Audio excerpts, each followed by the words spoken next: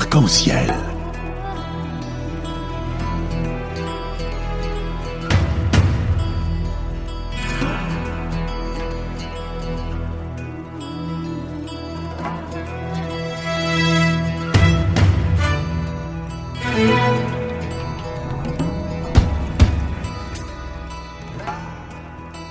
Arc-en-ciel, chaque dimanche, actualité, culture, économie, société et animation festive. Avec Abdelatif Arc-en-ciel, la chronique. Mesdames et messieurs, retour à l'antenne et nous sommes heureux d'être en ligne avec l'islamologue Karim Ifraq. Bonjour et bienvenue dans l'émission Arc-en-ciel. Bonjour cher ami, bonjour à vous tous et à vous toutes. Marhaban, monsieur Karim Ifraq, la question qui se pose actuellement par tout le monde, le manifeste contre le nouvel antisémitisme, un manifeste où vous avez pris la décision avec, bien entendu, le rabbin Gabriel Agaï de faire signer une pétition. De quoi il s'agit? Oui, effectivement, comme vous le savez déjà, on a fait circuler un nouveau manifeste qui répond au manifeste dit manifeste contre le nouvel antisémitisme. Alors ce manifeste qui à l'unanimité presque générale est considéré comme un manifeste qui est saturé d'amalgame et qui ne fait que rejeter de l'amalgame sur l'amalgame, pour ne pas dire de jeter du feu sur le feu. Donc nous avons pris la décision mutuelle de faire ce manifeste entre le musulman et le juif pour répondre à ce papier-là qui prétend qu'il y a une espèce de guerre silencieuse entre la communauté musulmane et la communauté juive de France. Et si nous avons pris la décision de répondre à ce manifeste, moi-même et monsieur le rabbin Gabriel Agaï, c'était pour répondre à deux points qui nous ont semblé importants.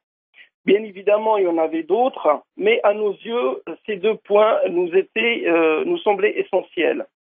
Premièrement, parce que ce manifeste, il invitait un petit peu la communauté musulmane à répondre. Et le deuxième point, c'est qu'il mettait l'accent sur l'antisémitisme qu'il appelait de ses voeux, qu'il appelait lui-même antisémitisme nouveau. Donc la réponse du musulman et du rabbin en même temps est une façon de dire que cet antisémitisme il est d'une certaine façon fortement exagéré.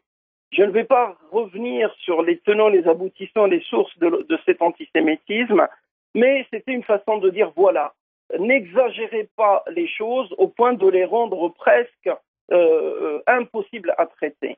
Et le deuxième point, qui était celui d'inviter les musulmans à formuler des réponses, il nous fallait donc répondre avec force, mais avec justesse, délicatesse et tact, ce qui n'était pas du tout le point fort de ce manifeste-là. Et en même temps, parce que il y avait là une façon de répondre aux musulmans dans une grande majorité de France qui refusent bien souvent de répondre à ces appels-là, qu'ils considèrent comme une espèce de comme s'ils les poussaient un petit peu comme s'ils les forçaient un petit peu à faire des choses dont ils n'ont pas vraiment envie, pour la simple raison parce qu'ils ne se sentent pas concernés.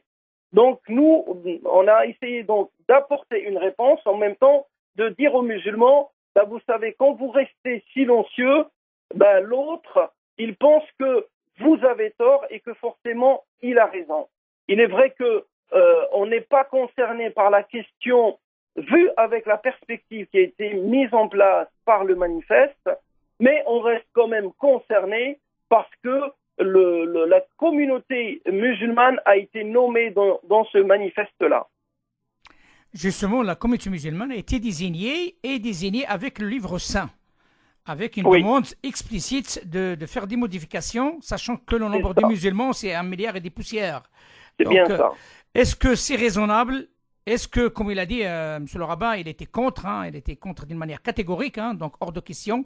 Il a même parlé des autres exemples des paroles qui sont dans la Bible, hein, qui sont plus d'actualité maintenant. Ça pose un réel problème.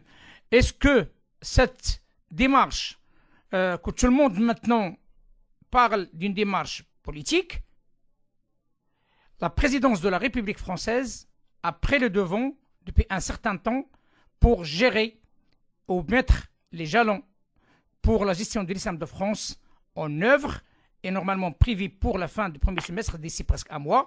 Est-ce que s'agit-il d'une manœuvre politicienne vise cette démarche pour l'apaisement et pour la gestion simple et noble de la question de l'islam en France? Écoutez, cette volonté manifeste de frapper d'obsolescence certains versets qui appellent, selon les dires de ce manifeste, à la violence, à l'assassinat, je reprends leur formule, à l'assassinat des juifs, des chrétiens et des non-croyants, c'est quelque chose de tout simplement absurde et d'infondé.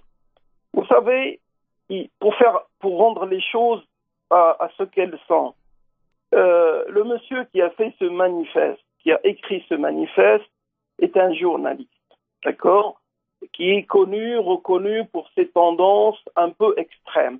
Très bien. Les personnes qui ont signé ce manifeste ne sont pas connues pour être de grands spécialistes des textes.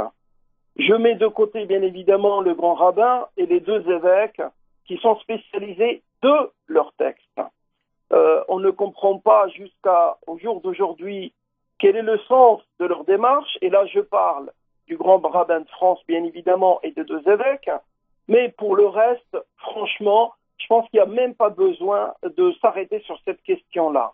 Et ils le savent parfaitement. Maintenant, il faut, si on creuse un petit peu la question plus loin, et qu'on essaie de trouver des réponses assez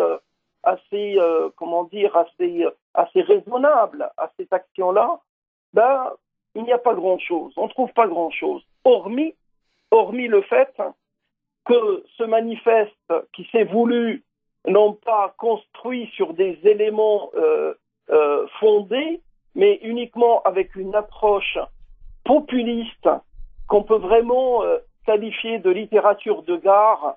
Alors, le seul élément qui pourrait nous venir à l'esprit, c'est de dire que cette démarche cache un petit peu à l'image d'une poupée russe d'autres tentatives, des tentatives qui sont d'ordre politique.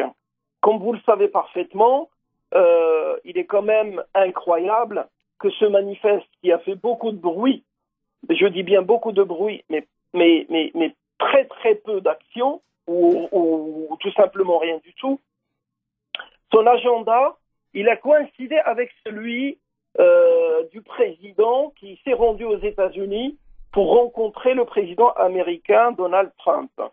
Vous le savez parfaitement, les relations bilatérales entre les États-Unis et la France étaient à un niveau très bas depuis un certain moment. Et que depuis ce moment-là, aucun président français n'a réussi à rétablir les relations et les rendre fortes comme elles l'étaient de par le passé. Alors le président Macron, tout semble réussir. Eh ben, ce voyage semble indiquer également qu'il est en train de réussir là où les autres ils ont échoué. Et donc par petitesse d'esprit, ce manifeste a voulu jouer le rôle de trouble-fête et faire détourner l'opinion nationale et l'opinion internationale de cette rencontre majeure entre le président français et le président américain. Bien évidemment, ça n'a pas marché parce que personne n'est dupe, parce que les gens, lorsque vous essayez de jouer la porteur d'alerte, eh ben vous le faites, mais en même temps, ben vous proposez des solutions ou au moins des pistes de solutions. Ça n'est pas le cas de ce manifeste. D'autant que Monsieur le Président Macron, juste avant de partir aux États-Unis, il avait mandaté un autre ancien ministre connu pour ses qualités humaines et intellectuelles. Il l'a chargé de faire un travail très important sur les questions des banlieues en France, en désignant bien évidemment en premier lieu les banlieues qui sont chaudes et qui sont des banlieues à risque. Alors ce rapport, il est revenu avec un certain nombre de constats et d'analyses, mais également avec un certain nombre de propositions qui pourraient amener à des solutions importantes, grandes, peut-être même durables. Alors vous imaginez bien quand vous avez ces deux agendas et que vous avez un manifeste qui arrive à point nommé pour troubler tout ça, on ne peut que se poser la question, et si on n'a pas la réponse de façon franche et directe à cette question-là, au moins nous avons la réponse que ce projet-là, il a avorté, et c'est tant mieux. On parle bien entendu de M. Bourlot, l'ancien ministre de la Ville qui est en charge de ce projet. C'est bien cela, c'est bien cela. Parfait, donc l'analyse est claire. Hein. Donc il y a donc un travail de fond de la présidence pour s'attaquer aux problèmes de fond, ce que j'ai bien compris. C'est ça. Ce problème de fond, parce que c'est le terreau de tout, hein, le terreau de la radicalisation, le terreau. C'est là où il y a les problèmes. Exactement. Et non pas le blabla qui ne sert à rien. Mais écoutez, le message est clair. Ma dernière question, si vous le permettez, M. Karim Efrak, je vous en prie, initiateur avec le rabbin Gabriel Agaï de cette contre-manifeste sous forme de pétition qui est sur Internet, hein, donc pour la faire signer, et qui est explicite sur la base comme quoi le vivre ensemble est toujours d'actualité. Comment vous voyez-vous, et c'est ma dernière question, la réaction des musulmans par rapport à ce manifeste, soit théologiens, soit hommes politiques? Écoutez, la réponse des musulmans de France à ce manifeste ne s'est pas fait attendre.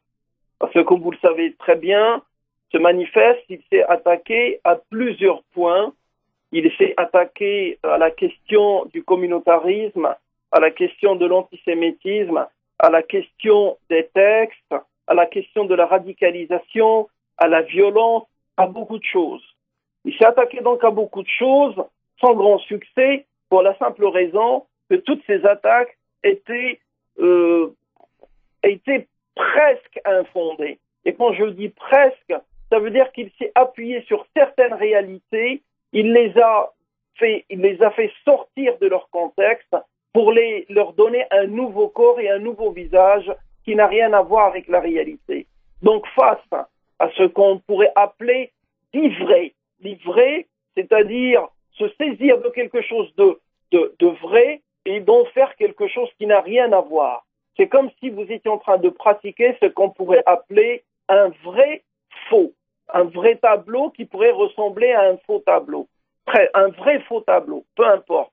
Donc la réponse des musulmans de France ne s'est pas fait attendre et elle est venue selon les différents niveaux de ce même manifeste. Aux questions théologiques, il y a des théologiens qui ont répondu. Aux questions politiques, il y a des gens qui se consacrent aux questions politiques qui ont répondu, etc., etc. Donc, ils ne sont pas restés silencieux. Et je voudrais dire juste un dernier petit mot sur cette question-là. Bien souvent, la communauté musulmane de France est taxée de communauté silencieuse. Ça n'est pas vrai, je le dis et je le redis, pour la simple raison que la communauté musulmane de France n'est presque jamais invitée sur les plateaux de radio et de télévision pour dire ce qu'elle pense et ce qu'elle ressent. Alors, cette absence-là, qui est volontaire, qu'on ne vienne pas la taxer plus tard par un silence qui est volontaire. Ça n'est pas vrai, c'est complètement infondé. D'ailleurs, les nombreux écrits qui ont circulé dans différents journaux et dans différents médias du net le prouvent et le reprouveront à chaque fois que ça sera nécessaire. Merci, l'islamologue Karim Ifrak, de cet éclairage fort intéressant. Je vous dis à très bientôt. Merci beaucoup, M. Sadki, et très bonne journée à vous tous et bon fin de dimanche. Merci infiniment. Au revoir, monsieur. Au revoir. Arc-en-ciel.